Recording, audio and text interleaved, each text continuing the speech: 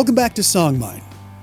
On this SONGMINE, I'm going to give you my top 5 new releases for 19... I'm going to give you my top 5. It shows you, I think it says it all. We're talking about my top 5 new releases for 2024. And you know, I have to start by saying that I went to go see this band with my buddy Eric. Since the 9th grade, we were in a band together. We played some of the songs that this band used to play way back then, so that gives you a hint of who this band is. We went to go see this band in Albuquerque, and who did we see? None other than my friend Frankie Medina from the Dirty Hearts, who originally were out of Austin, but now, and the Angel Babies, same band, with his wife Khalida. Cheers to you guys and the twins. But they now live in they now live in Albuquerque.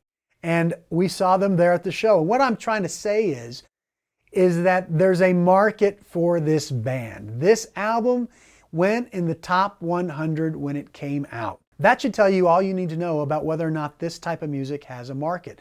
The music that we play on SONGMINE. I know this because I've gone now to 2 Cruel World festivals where I know that this band doesn't even need to play because they're so big. They're so big still to this day that they will sell out a size venue that the Cruel World plays on their own. And they're probably too expensive for the Cruel World to get. Anyway, so because of that fact, right? Why should they play to that many, share the stage when they can play longer sets the way they want and not have to play a festival? Though I have seen them play at ACL, but that's for another time. But I'll say this, they give you so much for the buck that at ACL, they literally pulled the plug on them when it got past 11 o'clock that year that this band played the festival because their song went too long. And that song was the song that they close almost every show with, and it'll give away who? Number 5 album in my top 5 new releases of 2025, or I should say 2024, though you should listen to it throughout 2025. And I'm told there will be a new one to come out as a companion to this, if you can believe it. They've already been playing songs from this album, and I've dragged this out long enough. Coming in at number 5 in my top 5 new releases of 2024 is The Cure, Songs for a Lost World.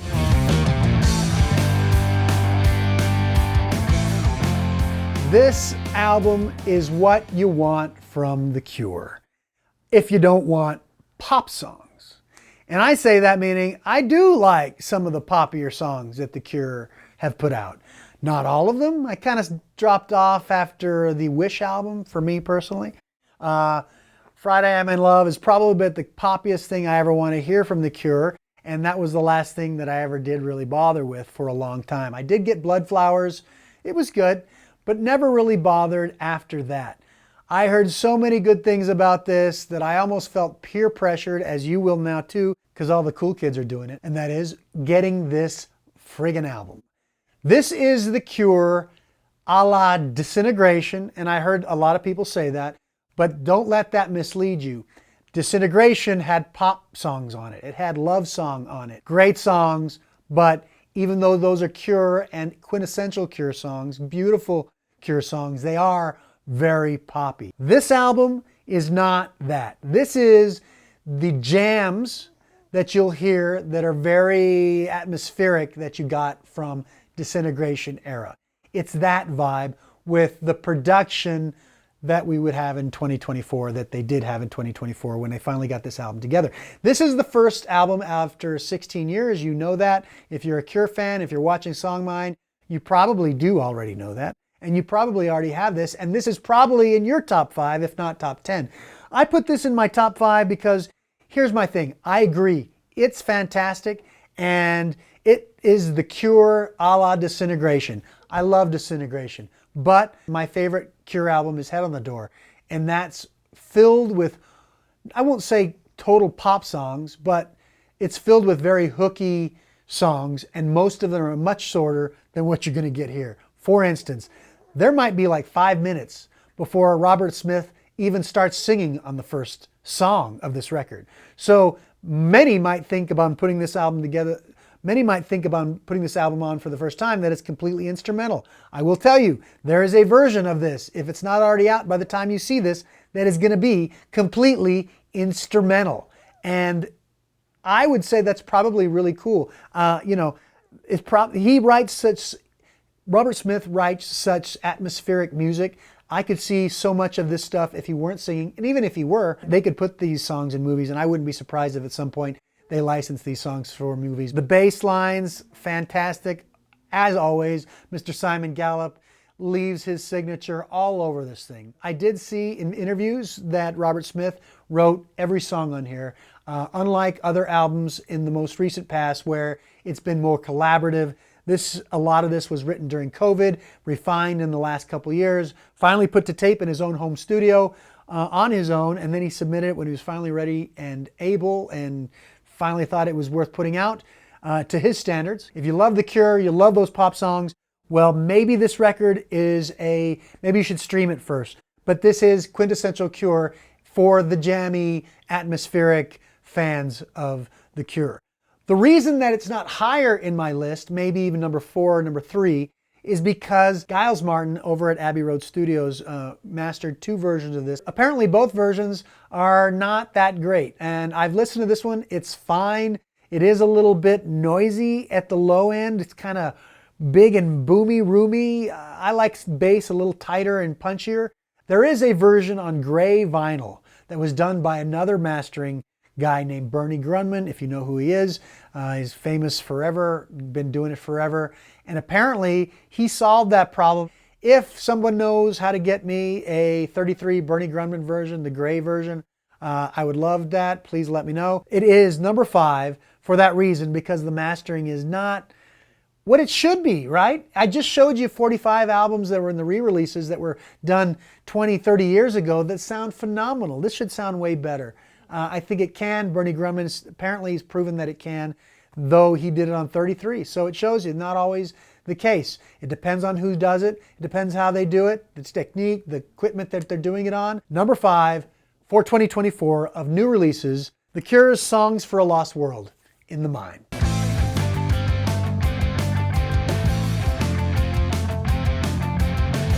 All right, coming in at number 4 in the SONGMINE Top 5 2024 new releases. Don't make fun of me, okay? I know what you're going to say, but not here. Every band gets a chance to grow up. I don't care who you are. If you're U2, you're thankful for that chance. If you're a lot of bands, you're thankful for having had the chance to grow up. This is this band, I believe, if they continue growing up.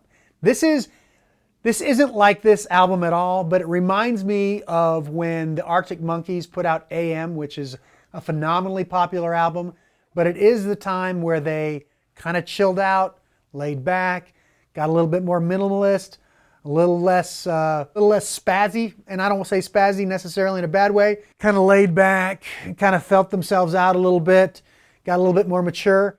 That, I think, is going to be this for this band. If they stay on a good trajectory, they could do that. Now, my only complaint back to Arctic Monkeys is that I think they went maybe too far with the next couple albums. I hope that this band continues on the U2 trajectory, and I don't mean that to say that they should go some kind of Elvis route. I just mean that to say that they have a ways to can mature and get fantastic. Here's the thing. Well, that's the name of the song that's my favorite on this album. Though it's different than any song on the album, it's my favorite song on the album. Here's the thing. There are other great ones.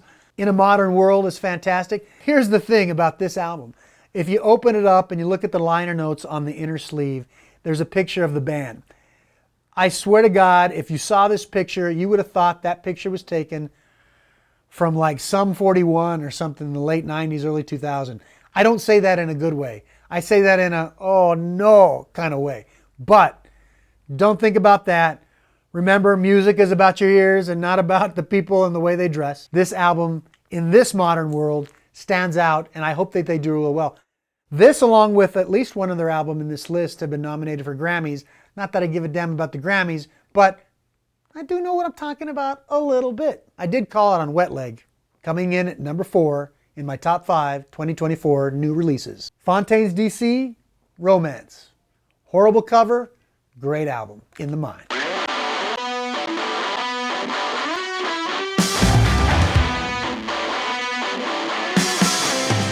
here's the thing, I know you're watching, I feel your pain, it's mine as well.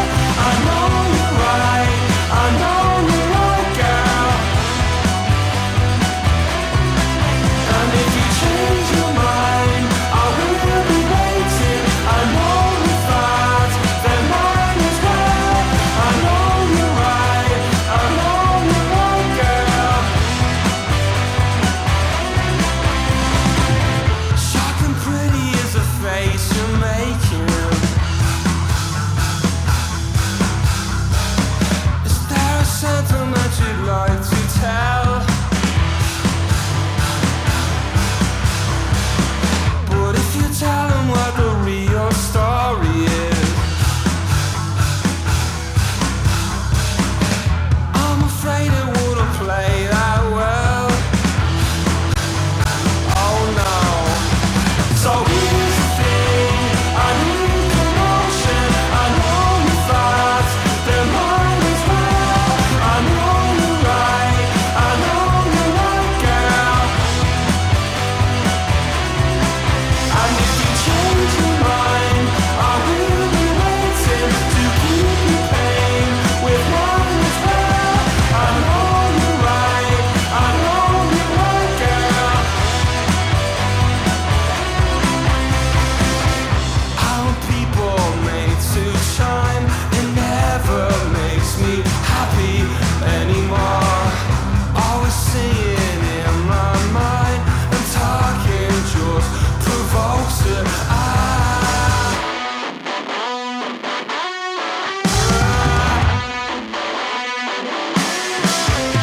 So here's the thing, I know you're watching, I feel your pain, it's mine as well. I know you're right, I know you're right, girl. To be anesthetized and crave emotion, so beautiful, to hurt so well. I know you're right, I know you're right, girl. So here's the thing, I know you're watching. I feel alive in the city that you like.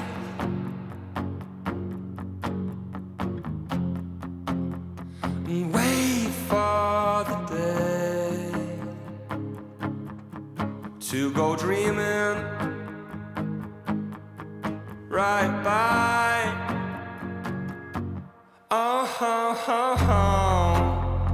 Seems so hard not to be free when you walk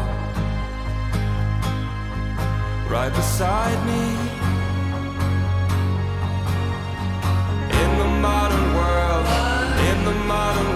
I don't feel anything. In the modern world, I don't feel bad. Charlie,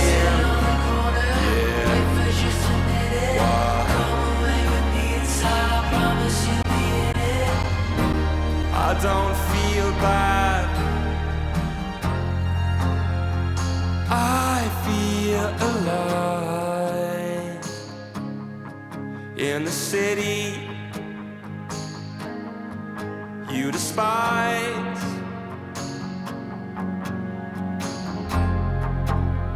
And wait for the day when you come riding on by.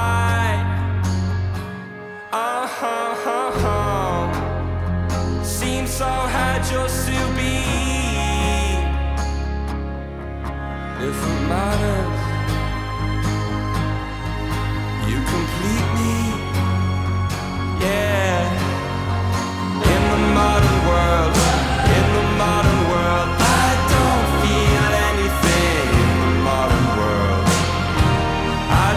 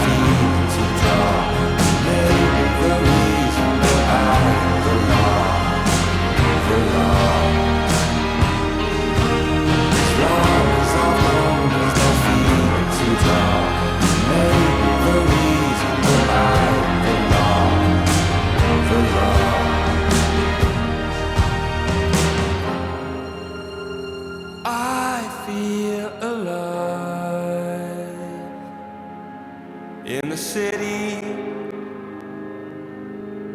that you lie. In the modern world, I don't feel anything. In the modern world, I don't feel bad. Shining, yeah. Wow. So don't feel bad. In the modern world, I don't feel, no, I don't feel, I don't feel bad. Shouting, yeah, wow. I don't feel bad.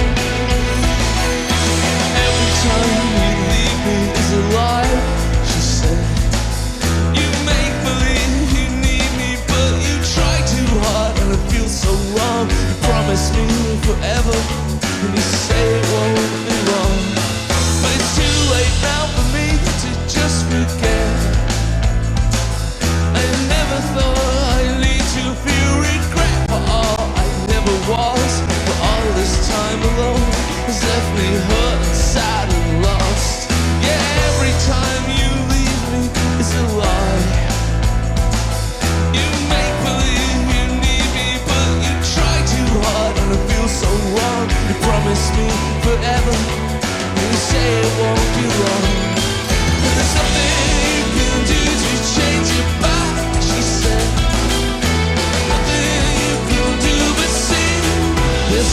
is a fragile thing. Nothing you can do now but stand again.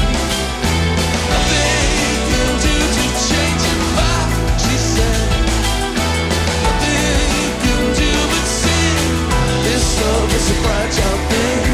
This love is my everything. And nothing you can do to change the end.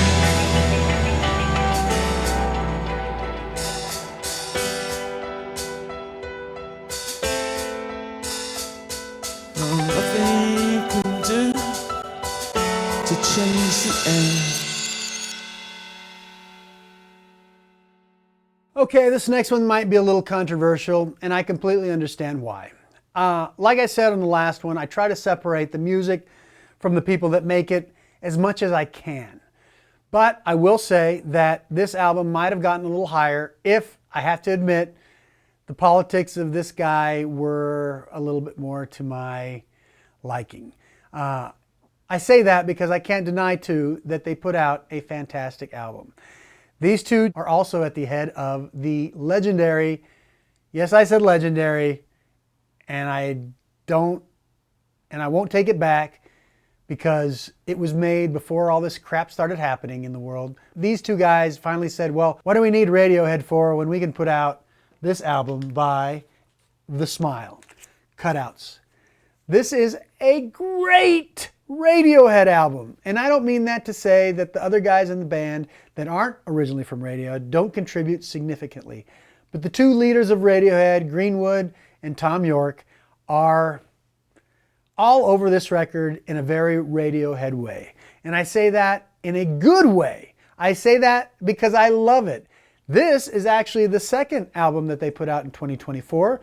Did not really dig the first album. It was, frankly, I would rather listen to Tom York's solo album Eraser, something like that. You know what I'm talking about, the black and white one. Great album. That's kind of a Radiohead album where I want Radiohead. I love Radiohead. You love Radiohead. We all love Radiohead. And despite Tom York's politics, we like The Smile. So yeah, The Smile cutout. It would have been higher. I might have given it number 2. If you have a good system, it sounds great. If you have an okay system, it sounds great. The mastering is fantastic. I'm pretty sure it's a digital recording to begin with, so does it matter now that it wasn't all analog? No. Listen, we try to get all analog. That's going to be more and more of a rare thing. Get them while you can, but digital is here to stay. It's cheaper, and it lets us and Radiohead put out albums more than once a year on a budge and sound great. Side 2 dances around in your ears. If you have headphones, it'll sound fantastic, but loudly on the speakers that my brother gave me for Christmas, those Kefs. Oh my God, those speakers, those Kefs. Thanks Bill, thanks Megan. Once again, I am just giddy about those speakers. Such a wonderful Christmas gift in 2024. Yeah, anyway, I'll stop gushing about those speakers, but they make my heart and my ears very happy. The Smile Cutouts is number 3 in my top 5 2024 releases in the mind.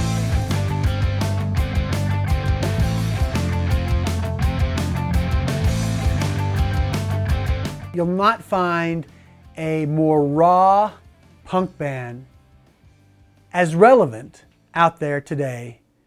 The frustration that is reminiscent of young people in a Margaret Thatcher economy, when punk bands were coming out complaining, rightfully so, protesting about their economic state, being on the dole, the price of inflation, all those kinds of things, an uncaring world for the working man.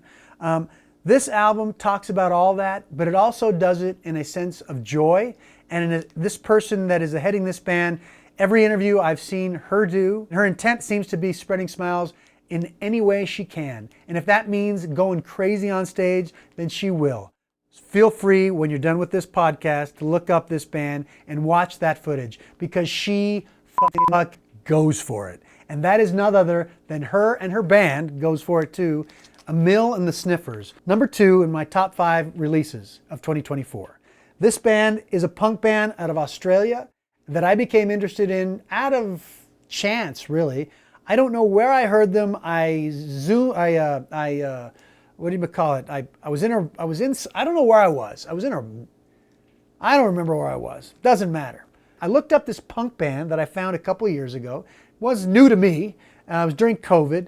And I saw that their album was mastered by Bernie Grundman. Now, I know that that might sound kind of crazy because Bernie Grundman mastering a punk album of people that, frankly, when I first started watching this video, it became apparent that at least a couple of the members were still kind of learning how to play, which I love, because I love the idea that you don't need to take formal music lessons to make a noise that's relevant. A lot of people have showed us that, most notably Mr. Paul McCartney. Anyway, Bernie Grundman mastered one of their albums, the album before this. And I thought, wait a minute, Bernie does classic jazz. Bernie does, Michael Jackson Thriller.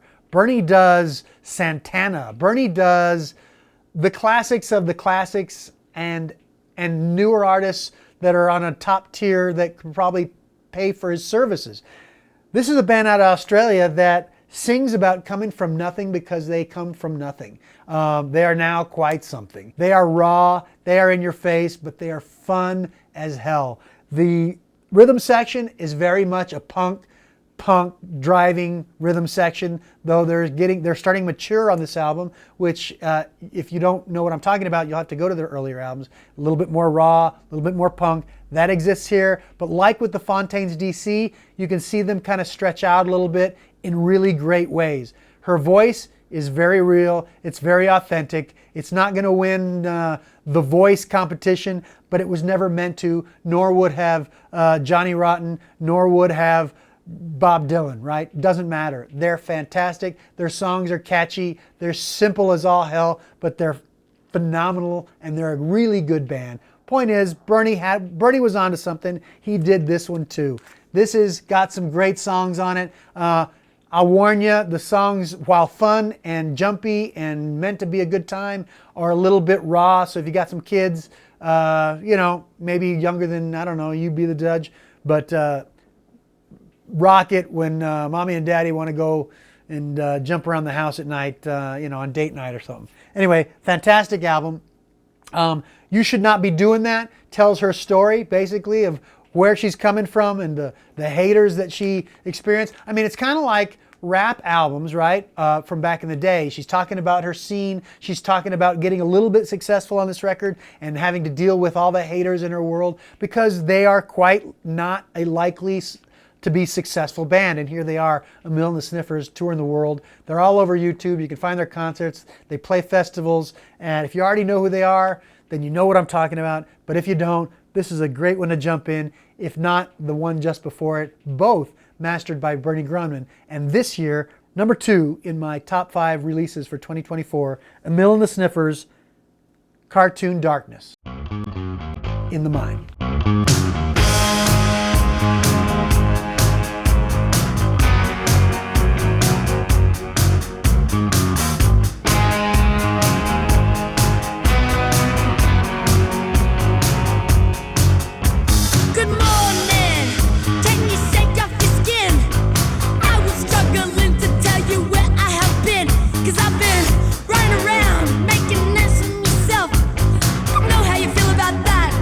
You told me once what I showed you.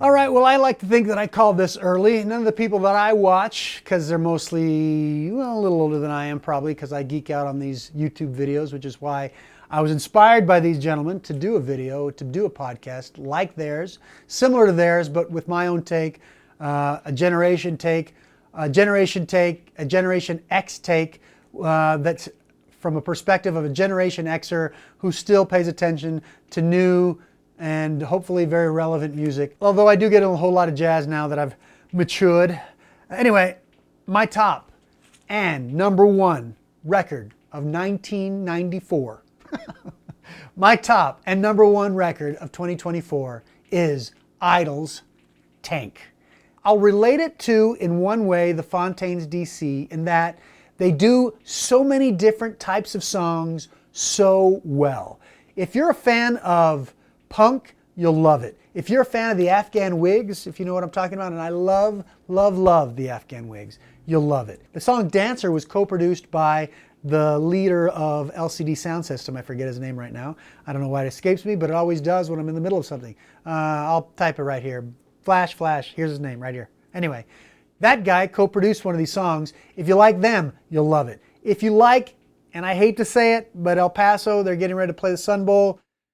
Coldplay. If you like Coldplay, there's one song on here. You'll think that one of the songs on this album is the best song Coldplay never wrote. As a matter of fact, Coldplay should cover it, because the last good Coldplay album was X and Y's. I don't care who says what about who, what, and where. If you don't like it, as my grandpa used to say, lump it.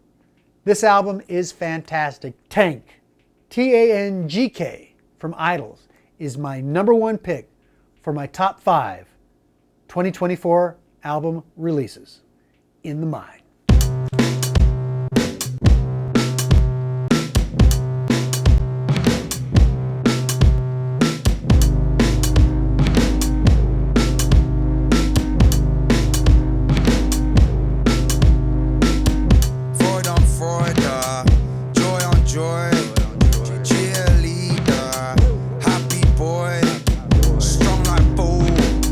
Vulnerable, keep my people up, that's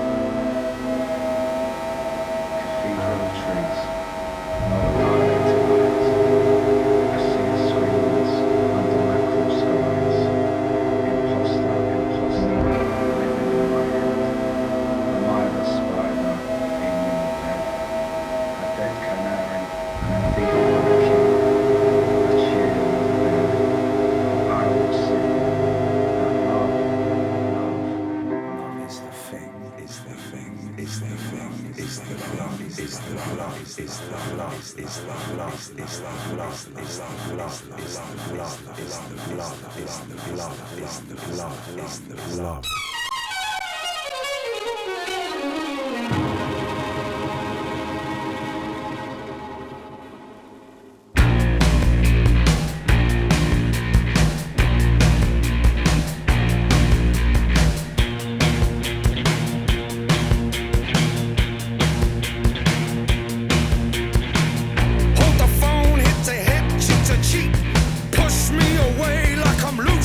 So to speak, my focus is on the cold, cold butter running down your neck and the sweat. Feet touch, brush hands, feathers ache. We can swing if you prefer, so to speak. My breath moves your hair in a round at a glance like a pirouette and the sweat. I give myself to you as long as you move on the floor.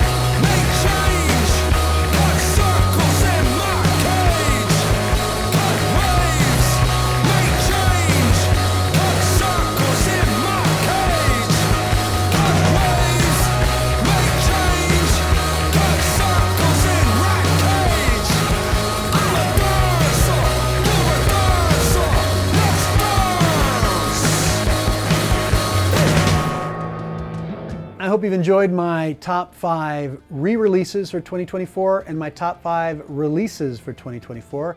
If you agree, great. If you don't, great. I hope you have your own, and I hope you can maybe share them with me. Not that you're right, not that I'm right, but I'm probably right.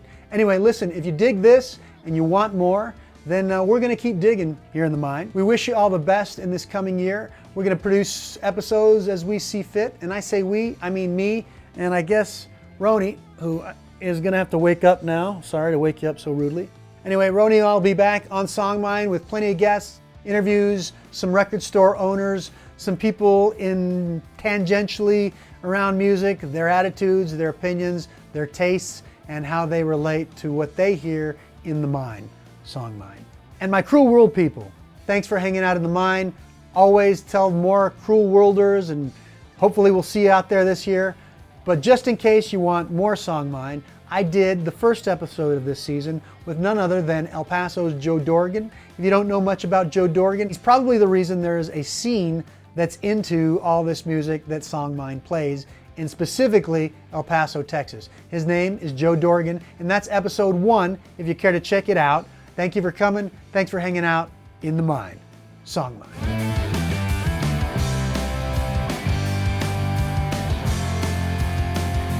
Hey, if you dig SONGMINE, don't forget, check out episodes over at ktep.org/SONGMINE. There's a whole first season where we had Dr. Avant Mir, Andy was there. Played great music. It was the beginning. Plus there's some mixtapes in there too for the spring and Mother's Day and all that kind of stuff. You want to go check that out. You can play it as many times as you want. Feel free. It's at ktep.org/songmine. Other than that, come back here. We'll be posting here as we see fit. There'll be plenty to check out in the mine. Get your hard hats, get your flashlights, bring your records. It'll be fun. SONGMINE. The only thing we have to fear is